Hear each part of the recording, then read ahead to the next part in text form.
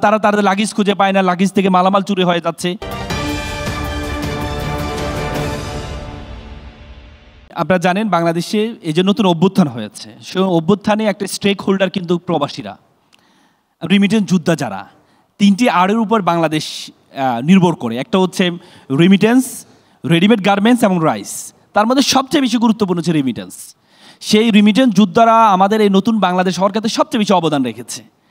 এই রিমিটেন্স যোদ্ধারা যখন বাংলাদেশে আসে, আমাদের যে আন্তর্জাতিক যে বিমানবন্দর, সেই বিমানবন্দরে তারা যে ধরনের হেনস্থার শিকার হয়, তাদের সবচেয়ে বড় সমস্যা যেটি হয় সেটা হচ্ছে তাদের লাগেজ খুঁজে পায় না।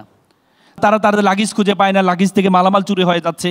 যদিও আমাদের নতুন সরকার এসে তাদের জন্য একটা লাউঞ্জের ব্যবস্থা করেছে, কিন্তু যেটি সবচেয়ে বেশি মেকশিওর করা দরকার ছিল, তাদের সম্মানটুকু দেওয়া দরকার ছিল। সম্মান এবং তাদের লাগেজের নিশ্চয়তা প্রদান করা। আমি গত 15 ডিসেম্বর ইন্দোনেশিয়াতে আমার একটা লিগ্যাল কর্পোরেট মিটিং ছিল। এটা আসার পথে আমি যখন বিমানবন্দরে নামার পরে আমার একটা ব্যাগ ছিল, ব্যাগের মধ্যে 7 কেজি এই মালামাল ছিল।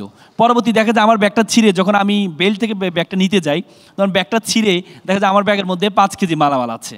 তখন পরবর্তীতে আমি থাই এয়ারলাইন্স করে আসছি, আমি তাদেরকে বলি, তো তারা বলে it's a responsibility of civil aviation. Civil এভিয়েশনের দায়িত্ব, বাংলাদেশ বিমানের দায়িত্ব।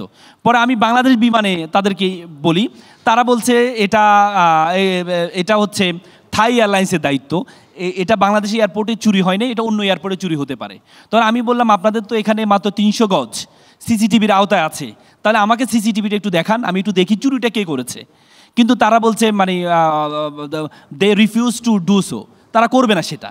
পরবর্তীতে they are defending each other by blaming to another person, একে অপরকে তারা ব্লেম করছে। তখনই আমি তাদেরকে একটা লিগেল নোটিশ দিয়েছি। লিগেল নোটিশ দেওয়ার পর তারা এটা কোনো পদক্ষেপ গ্রহণ করেনি। পরবর্তী আমি রিড করেছি এবং আলহামদুলিল্লাহ গত 2 দিন আগে এই রিডটা একটা রুল দিয়েছে বিজ্ঞ আদালত তাদেরকে বলেছে তারা যেন এই ব্যাগেজ যখন আসা নেওয়া হয় তখন একটা ডিসপ্লের ব্যবস্থা করা হয়। ডিসপ্লে ব্যবস্থা করলে তাহলে এই ব্যাগটা যখন বিমান থেকে নামা পর্যন্ত, বেল্টে ওঠা পর্যন্ত এই আসা যাওয়ার মধ্যে এটা দেখবে, এটা দেখলে তখন সে তার লাগেজের নিরাপত্তা নিশ্চিত করতে পারবে।